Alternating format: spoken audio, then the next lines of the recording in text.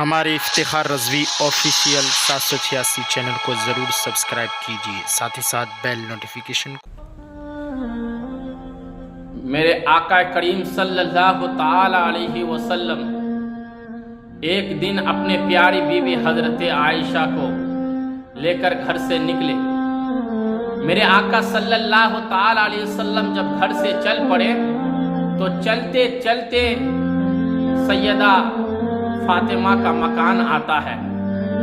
میرے آقا صلی اللہ تعالی علیہ وسلم جب حضرت فاطمہ کے مکان سے گزرے تو ایک رونے کی آواز آئی، اور وہ رونے کی آواز امام حسین کی رونے کی آواز تھی۔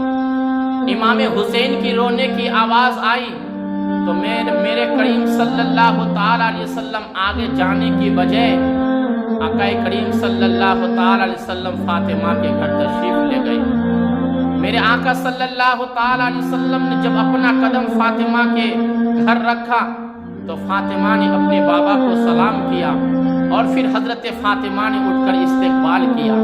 حضرات محترم، پھر حضرت فاطمہ نے اپنے بابا کے ہاتھوں کو چومنے لگی، ہاتھوں کو چوما، اور یہ دنیا والے کو پیغام دے دیا، دنیا والے کو ایک درس دے دیا۔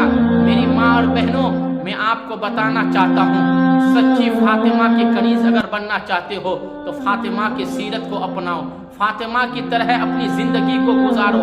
جب تمہارے گھر میں تمہارے باپ آئے، جب تمہارے گھر میں تمہارے باپ تمہیں دیکھنے کے لیے آئے، یا کسی اور مقصد کے تحت آئے، یا کسی وجہ سے آئے، تو اپنے باپ کو دیکھ کر استقبال کرنا، اپنے باپ کے ہاتھوں کو چومنا، اور اپنے باپ کو اپنی جگہ پر بیٹھانا، کیونکہ اپنی جگہ پر بیٹھانا اور باپ کے ہاتھوں کو چومنا یہ کسی اور کا طریقہ نہیں ہے، بلکہ خاتون جنت حضرت فاطمہ کا طریقہ ہے۔ یہ پیاری سنت حضرت فاطمہ کی ہے۔ حضرات محترم، تو میں عرض کر رہا تھا، میرے آقا کریم صلی اللہ تعالی علیہ وسلم حضرت فاطمہ کے گھر تشریف لے گئے۔ میرے نبی نے فرمایا، میرے آقا نے اپنی پیاری بیٹی فاطمہ سے کہا، بیٹی امام حسین رو کیوں رہا تھا؟ آخر رونے کی وجہ کیا ہے؟ حضرت فاطمہ نے عرض کی، میرے بابا رونے کی کوئی وجہ نہیں ہے، رونے کا کوئی خاص مقصد نہیں ہے، حسین ایسے ہی رو رہا تھا۔ حضرات محترم، میرے نبی نے فرمایا، بیٹی تم جانتی نہیں ہو کیا؟ تمہیں پتہ نہیں ہے بیٹی؟ کیا تجھے معلوم نہیں ہے اگر حسین روتا ہے تو مجھے تکلیف ہوتی ہے، اگر حسین روتا ہے تو تیرے باپ کو درد ہوتا ہے، اگر حسین روتا ہے تو تیرے باپ کو دکھ ہوتا ہے، کیونکہ حسین کا رونا مجھے برداشت نہیں ہے، حسین کا آنسو بہانا مجھے برداشت نہیں ہے۔ حضرات محترم، کتنی محبت تھی آقا حسین سے میرے کریم صلی اللہ تعالی علیہ وسلم کو۔ جب حسین کے بچپن میں حسین روئے تو آقا کو برداشت نہیں، پھر امام حسین میدان کربلا میں اپنے بھتیجے کو قربان کرا کے رویا، اپنے بھانجے کو قربان کرا کے رویا، اپنے بیٹے کو قربان کرا کے رویا، علی اصغر کو قربان کرا کے رویا، اپنے خاندان کو قربان کرا کے جب حسین رویا، پھر میرے آقا کی حالت کیسی ہوئی ہوگی، میرے نبی کے دل میں کیسی گزری ہوگی۔ حضرات محترم، یہ تھی محبت میرے آقا کریم صلی اللہ تعالی علیہ وسلم کو اپنے حسین سے۔ حضرات، میں عرض کر رہا تھا، ایک دن امام حسین رضی اللہ تعالی عنہ اپنے نانا جان کے پشت پر سوار ہوئے۔ حضرت بلال رضی اللہ تعالی عنہ نماز عشاء کے لیے آذان دی۔ جب آذان دی تو حضرت بلال کی آذان کی آواز سن کر تمام صحابہ کرام مسجد میں حاضر ہوئے، مسجد میں جمع ہو گئے، تمام صحابہ کرام مسجد نبوی میں حاضر ہو گئے۔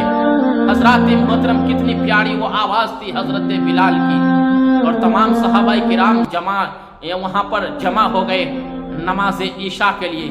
میرے آقا صلی اللہ تعالی علیہ وسلم جب مصلی پر اپنا قدم رکھا، حضرت بلال تکبیر پڑھی، جماعت کے لیے تکبیر پڑھی۔ حضرات محترم، کتنی پیاری وہ نماز ہوگی، کتنا حسین وہ منظر ہوگا۔ حضرات محترم، کتنا وہ خوبصورت منظر ہوگا۔ نہ امام کی مثال ہے، نہ امام کا کوئی جواب ہے، نہ کوئی مقتدی کا جواب ہے، نہ کوئی مقتدی کی کوئی مثال دے سکتا ہے۔ حضرات محترم، مقتدی بھی بے مثال ہے، امام بھی بے مثال ہے، اور وہ نماز کتنی پیاری ہوئی ہوگی، کتنا حسین منظر وہ ہوگا۔ حضرات محترم، جو صحابہ کرام نے خود آقا کے پیچھے نماز پڑھی ہوگی۔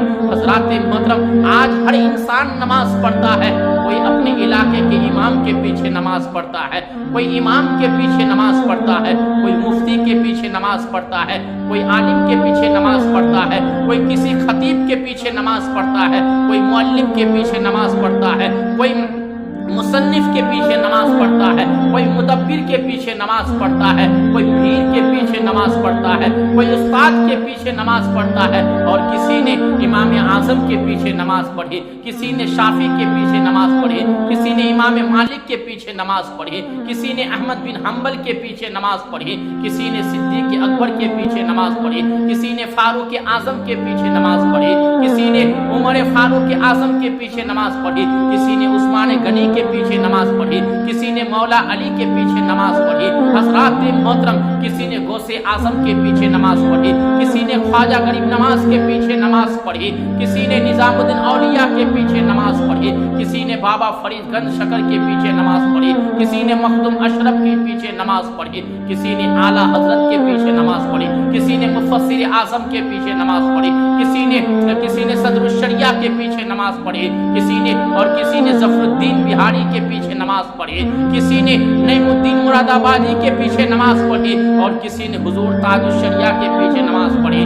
لیکن قربان جاؤں صحابہ کی نماز پڑھ، لیکن قربان جاؤں صحابہ کی جماعت پر، لیکن قربان جاؤں صحابہ پر جو خود میرے آقا کے پیچھے نماز پڑھی ہے، خود میرے نبی کے پیچھے نماز پڑھی ہے۔ تو حضرات میں عرض کر رہا تھا، میرے آقا صلی اللہ تعالی علیہ وسلم جب اپنا قدم مصلی پر رکھا، میرے کریم صلی اللہ تعالی علیہ وسلم نے اللہ اکبر کہے کہ اپنے ہاتھوں کو ناف کے نیچے باندھ لیتے ہیں۔ حضرات پھر میرے آقا آہستہ ثنا پڑھتے ہیں، صحابہ کرام بھی آہستہ ثنا پڑھی، پھر میرے نبی نے سورہ فاتحہ کی تلاوت کی، پھر میرے آقا صلی اللہ تعالی علیہ وسلم قرآن کی تلاوت فرمائی۔ جب میرے آقا صلی اللہ تعالی علیہ وسلم قرآن کی تلاوت کر رہے تھے، میرے نبی کریم صلی اللہ تعالی علیہ وسلم کی مسجد نبی حضرت فاطمہ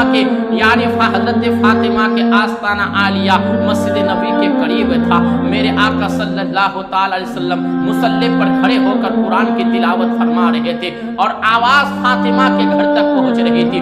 اس وقت امام حسین اپنی پیاری ماں فاطمہ کی گود میں کھیل رہے تھے۔ جب میرے آقا صلی اللہ تعالی علیہ وسلم کی آواز امام حسین کے کانوں تک ٹکراتی ہے، جب امام حسین کو وہ آواز سننے کو ملی، فوراً امام حسین اپنی ماں کے گود سے اٹھتے ہیں اور دوڑتے ہوئے مسجد کے پاس جاتے ہیں، اور اپنے صحابہ کی جماعت کو چیڑتے ہوئے نبی کے پاس حاضر ہو جاتے ہیں۔ حضرات محترم، پھر میرے آقا کریم صلی اللہ تعالی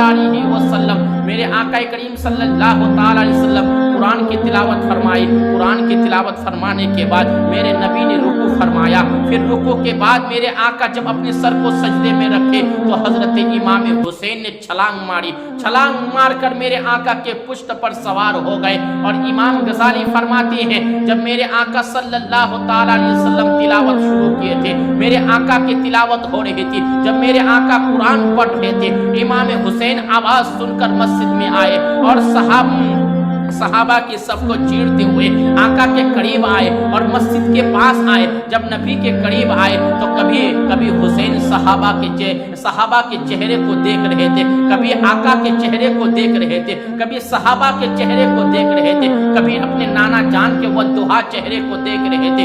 امام حسین پھر امام حسین کے دیکھتے پھر کیا ہوتا ہے؟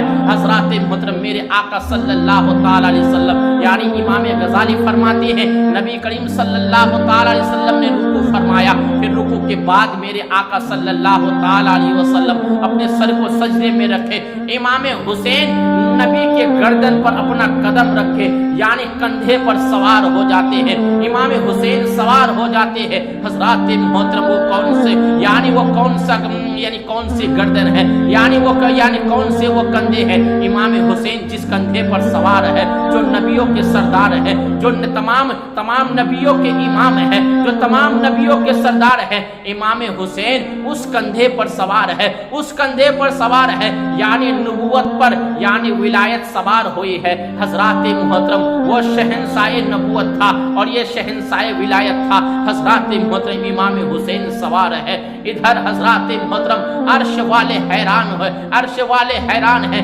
آسمان کے فرشتے اس منظر کو دیکھ کر حیران ہے، حورے حیران تھی۔ حضرات محترم یہاں تک کہ پوری کائنات حیران ہو گئی اس خوبصورت منظر کو دیکھ کر، عرش والے حیران ہیں، یہاں تک کہ آسمان کے فرشتے حیران ہیں۔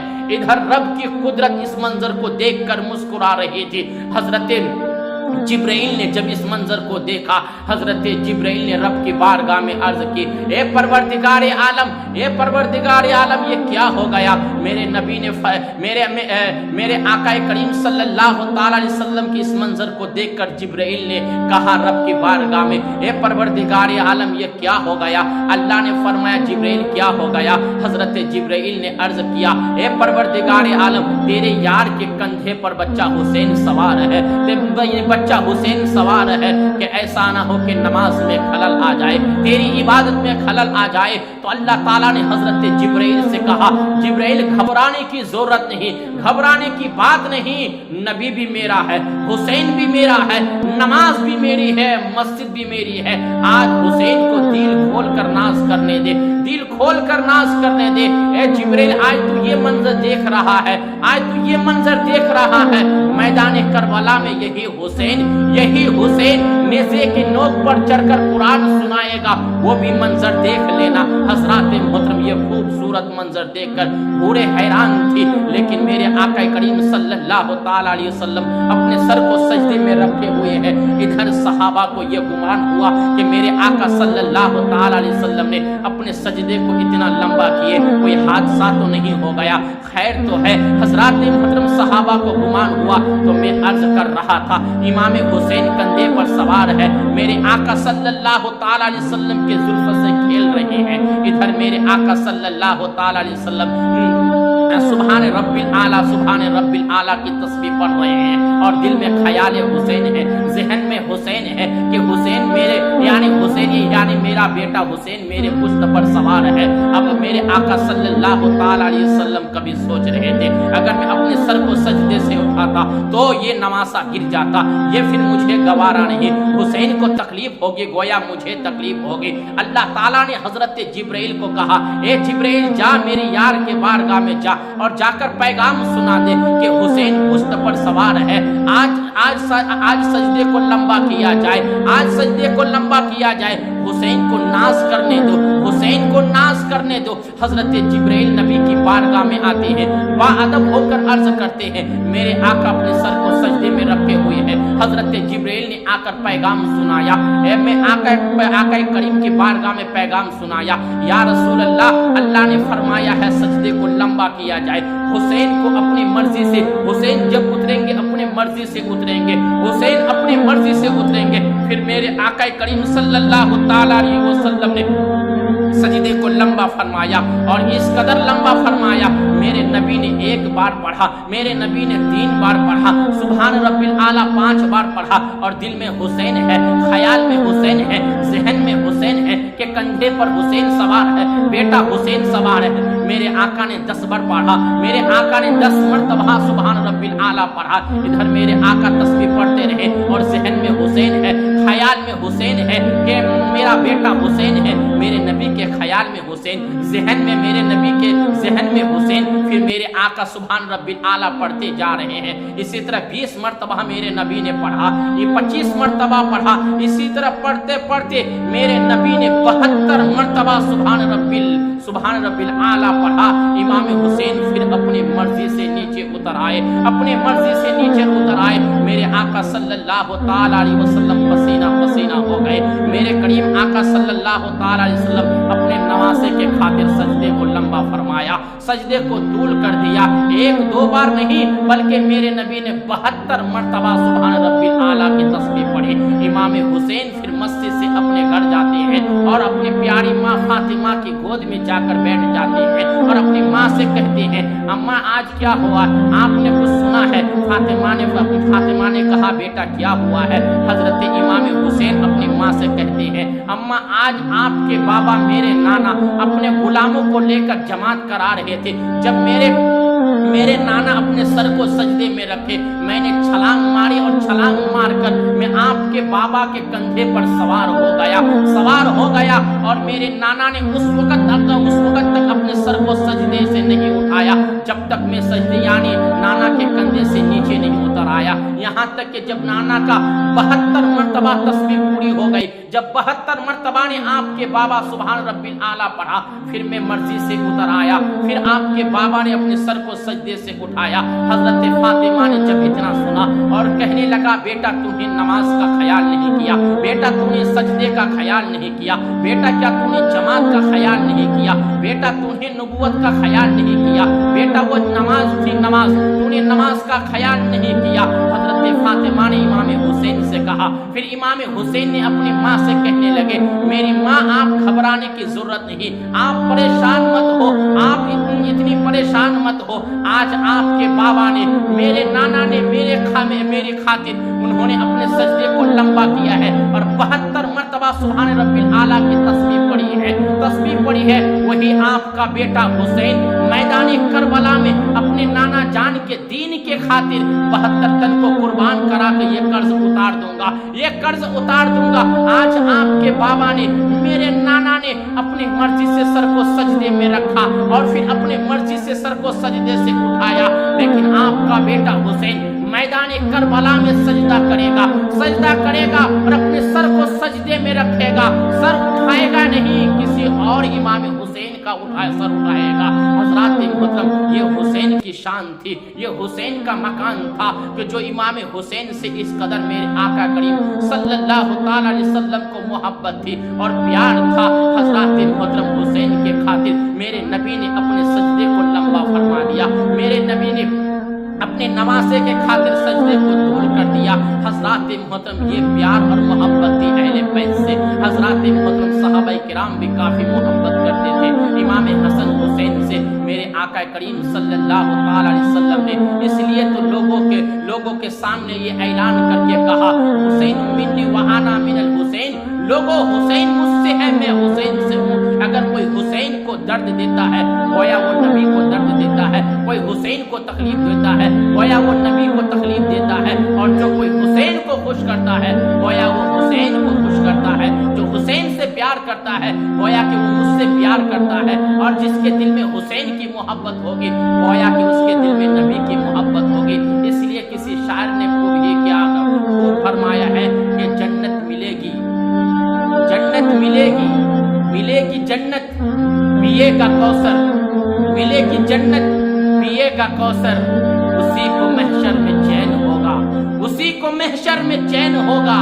यानी अगर जिसके दिल में हुसैन है उसके दिल में नबी है। अगर हुसैन से अगर मोहब्बत नहीं है तो आका उससे प्यार नहीं करता है, आका उससे मोहब्बत नहीं करता है। इसी नक्शे को देखते हुए शायर ने अपने शेर में कहा है कि मिलेगी जन्नत पिएगा कौसर, मिलेगी जन्नत पिएगा कौसर, उसी को महशर में चैन होगा। मिलेगी जन्नत पिएगा कौसर, उसी को महशर में चैन होगा, उसी को महशर में चैन होगा। नबी मुहब्बत करेंगे उससे, नबी मुहब्बत करेंगे उससे, जिसके दिल में हुसैन होगा। नबी मुहब्बत करेंगे उससे,